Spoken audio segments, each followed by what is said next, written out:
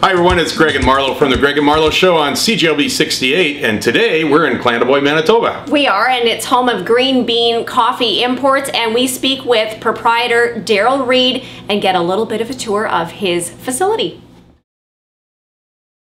When I started the company and I was trying to put together my mission statement, I knew I wanted to be something a little bit more than a just-for-profit entity. I wanted to build a business that had, a strong social values.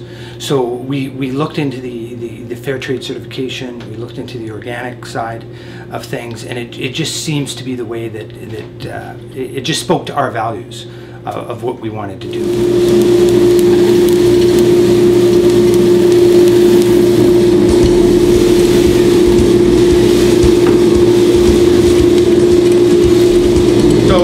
And then as they roast, they start to change color. They go from like a yellow to a cinnamon color, and then once they get closer to being ready, they can turn brown or dark brown, depending if you're doing it light roast or dark roast. So if you look, Greg, it's heating up a cast iron drum. Well, the whole roasting process takes anywhere from about 10 to 13 minutes, depending if you're doing a light, medium, or a dark roast. It's not a long process, but what you do in that time determines how that coffee is gonna come out. You want to try to find that sweet spot in that coffee. Every coffee, every origin has that sweet spot.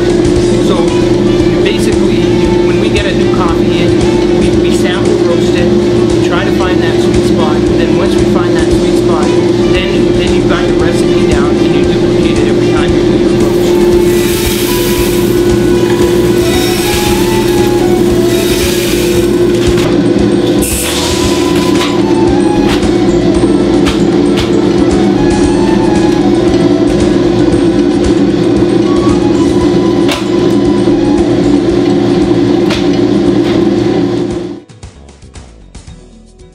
When we get in a new batch of coffee, we always sample roast the coffee, and it may take a number of sample roasts until we find that sweet spot.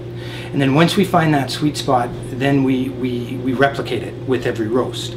And every origin and every coffee is different, so you're always looking for that sweet spot. So it's always challenging and fun and exciting. The exciting thing about coffee is if you compare it to wine. Wine has 400 flavor characteristics, coffee has over 800. So depending on the elevation the coffee was grown at, soil conditions, origin, it's all going to come to play. And you can get within coffees, you can get chocolate notes, you can get rich berry notes, blueberry flavors out of the coffee that occur naturally. You can get citrusy flavors. So there's so much to discover with coffee, and we're trying to share that with people and our customers. We believe in supporting local economies, so supporting local companies, supporting social justice issues, fair trade, supporting organic practices, so not a lot of chemicals are being used.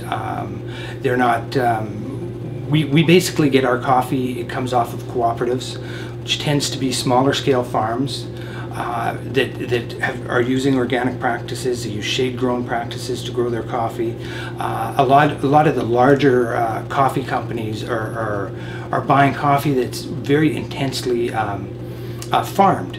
So they're clear-cutting a lot of land and using a lot of pesticides to grow that coffee. So the organic practices is something we strongly believe.